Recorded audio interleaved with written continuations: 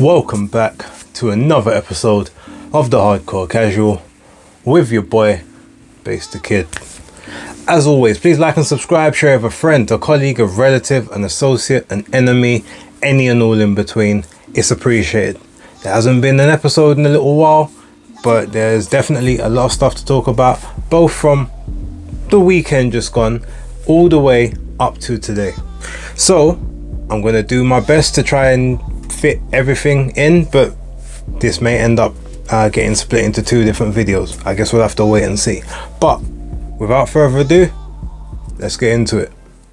So a bit of quick news. Obviously everyone should know by now that Jalil Major Hackett signed a promotional deal with Matchroom, and he actually now has a fight date scheduled for, I think it's the 13th of July. So he's going to be on the same card as Jerome Boots Ennis against Cody Crowley, and supposedly he's supposed to be taking on Peter Dobson. For those who will remember, he's the guy that Conor Benn fought in his last fight. Gave him sort of a real hard night's work after the 5th round, where obviously he stayed in the fight and just basically made Conor have to keep working throughout the rest of the 10 rounds. It was a very entertaining fight. Pete Dobson is a welterweight, but he campaigns anywhere between 147 to 154. Jalil Hackett is a 147 pounder, although in his last fight he actually went on the scales. I think he actually weighed in at 142, leading to some potential rumors or questions about whether or not he could even make 140 and possibly go down there. Now personally, if he could for a year or two and maybe see what he can do down there, see if he can clean up, then fair enough. But because he's so young, I don't think he's going to be able to stay at 140 for any particular length of time, purely because he's already above that weight now. So it may not be worth sort of draining his body down to that weight. So yeah, stick at 147. 8-0 with 7 KOs. Very big puncher. Very good prospect. Definitely one that I'm sort of looking forward to seeing. And I guess off the back of that, you had Jahan Ingram, who is also a part of the former TMT stable. I think he's 23. He's been out on social media basically saying, look, he wants the release from his contract. He doesn't want to be with TMT anymore. He's got nothing but love for Floyd Mayweather, but Leonard Ellaby's apparently a clown with a gambling problem, just frittering away the company's money. They haven't been able to get him a fight. So I think they got him a fight in March this year, but prior to that he hadn't fought in like a year and a half. So it's like one fight in almost 2 years. He's like, I'm 23, all of my contemporaries, all the guys in and around me are getting these opportunities, and I'm still here stuck on the sidelines because I can't get no work.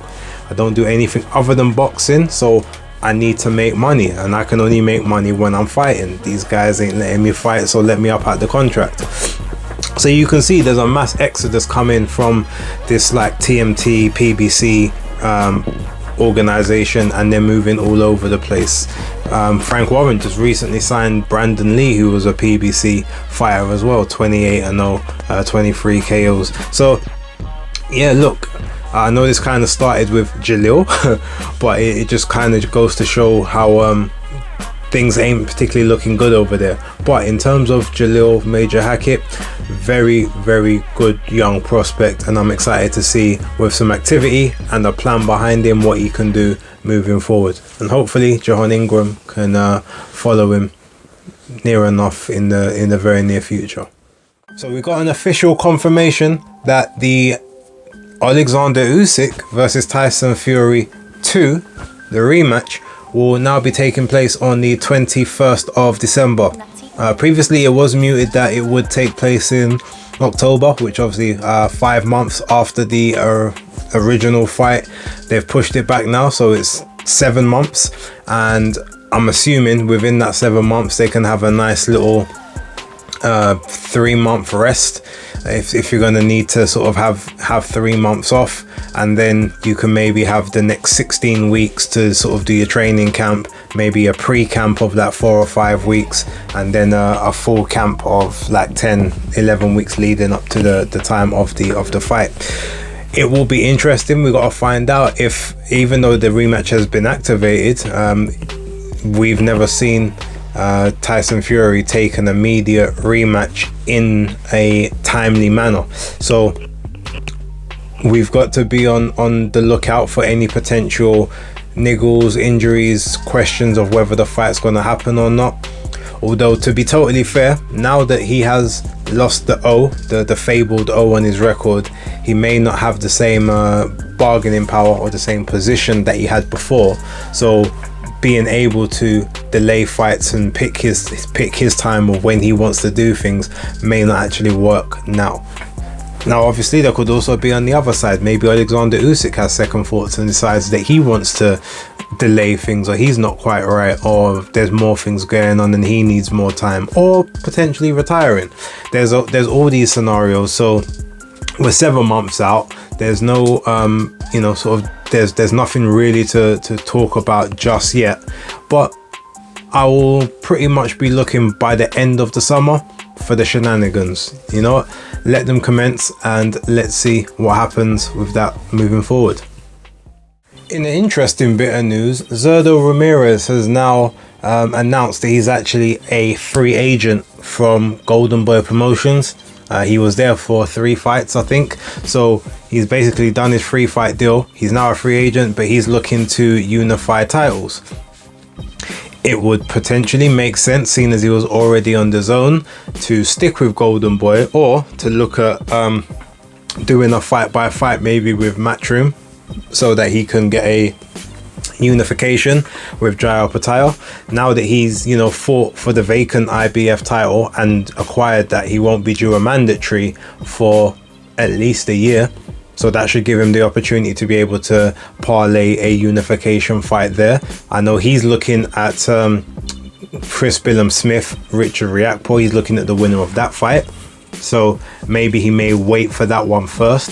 But personally, if it was me, I would go for the belt that is steadily available right now. So yeah, speak to the team, say, look, let's unify the IBF and the WBA, and then the IBF and the WBA. We'll look at the WBC belt and the WBO belt afterwards. But that's what I would particularly do, seeing as there's no promotional red tape around that. Free agent, free signing, it makes perfect sense. It will be interesting to see what he does as a natural free agent, but overall, can't complain. Seems like it could be a nice bit of work, so we'll keep an eye on that one for a couple months down the line. But yeah, I'm looking forward to where that potentially takes us and where that takes the Cruiserweight division.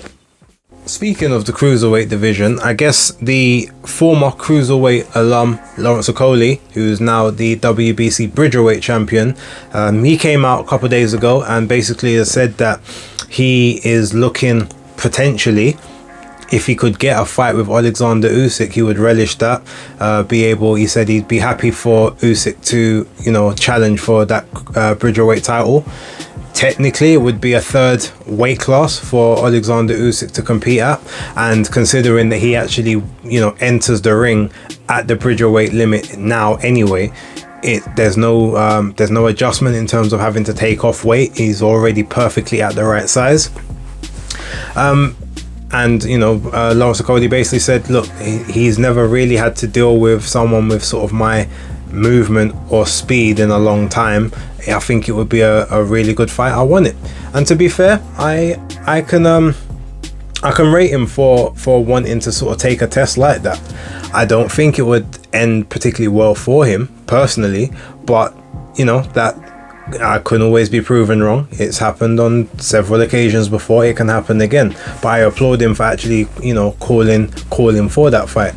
So I guess if there becomes a situation where we don't get that Tyson Fury rematch for whatever reason, if Alexander Usyk now decides that he's cracked heavyweight, he's cracked cruiserweight, let's have the opportunity to try and do something that no one in the modern era has done, and be, I guess, quote unquote undisputed in 3 weight classes above 175, where the jump is vast. I guess maybe that would be that might be a potential something that he's interested in if he's looking for more legacy, because ultimately he says that once he completes his mission, there's not really much more for him to do. He said he loves boxing, and he did say actually that after he sort of cleans out the heavyweight division, or at least cleans up, I should say, he would want to go back down to cruiserweight and vie to become a 3-time undisputed down there. Well, why not just go to Bridgerweight and sort of take that belt and say that you were a 3-weight world champion? Yes, it technically won't be undisputed now because the WBA do still have their version of the title, although I actually think the 2 belts have got slightly different weight limits. So technically maybe you only need to have 1 to be undisputed at that particular weight limit. I'm not sure. They work in weird and mysterious ways, but it might be interesting reason for Alexander Usyk to take that fight, and for Lawrence Okolie, I'm sure it's a crack at the big time, and to prove that he's learned from a lot of the old mistakes and old situations that he had. And one thing I do know is it would hardly be a very boring fight. We've already seen that Alexander Usyk knows how to stop clinches and how to stop holding and hugging, and Lawrence Okolie didn't seem to have to use it in his last fight. So it could be a pretty free-flowing fight. I'd be keen to see it if it did come up, although I do feel like I know how that fight ends. But that's the beauty of it. Watch it, see if I'm right, see if I'm wrong. So Alycia Baumgardner's next fight against Delphine Persoon has finally been announced, and it will take place on the 10th of August. I'm not sure, I can't remember where it's supposed to be in terms of venue. I'm not sure if that's actually been disclosed yet. It probably has, and I just didn't bother to read the full article, but I do know it's going to take place on the 10th. What's a bit unusual or weird about it though is the fact that they had the purse bids for this fight, I think it was back in March, at the start of March, and the fight's being touted to take place in August. That's 5 months after purse bids. That's not normally the way things would happen, and obviously a lot of things have happened since then. There's a lot of fights that have going to have taken place since then. I mean, the only thing I can potentially think of, because I think it was who's the people that won the purse bid? I think it's the Global Combat Commission or Global Combat Collective, something like that. I mean, 5 months to sort of schedule things and get everything right. It seems a bit of a long time. You would normally think a deal would have been in place, but I think what I can maybe attribute it to, and this is particularly just something I'm going to throw out there as speculation, maybe Alycia Baumgardner had decided she worked with the team, because I do think that one of her managers, Nelson Torres, is a member of this collective. But I think that possibly maybe she wanted to get her 30th birthday out of the way before going into a proper full-time training camp, because she had, she'd been talking about her 30th for almost the last year. So maybe she just wanted to kind of be ticking over, being able to do what she wants, go where she wants unrestricted, and then as soon as her birthday and the birthday celebrations are out of the way, then she can get onto the hard graft in time for the fight. That's a possibility. That's a scenario I would entertain. That leaves her with a good 10, just under 11 weeks, I believe, from now. Actually no, so it would be, I think it's just under 12 weeks from this date up until when that would take place. So I mean, yeah, if that is the case, and again it's just a speculation from myself, it makes sense. I can see how that sort of how that plays out, and it's a very difficult fight for her in terms of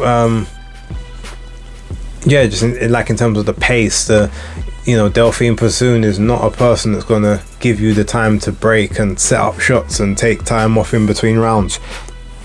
So Alicia's got to make sure that her cardio is on point for that one. But Delphine Pursune's also got to make sure that her high guard and her defense and her head movement is on point, because you know, if those shots come in, it could end a certain way.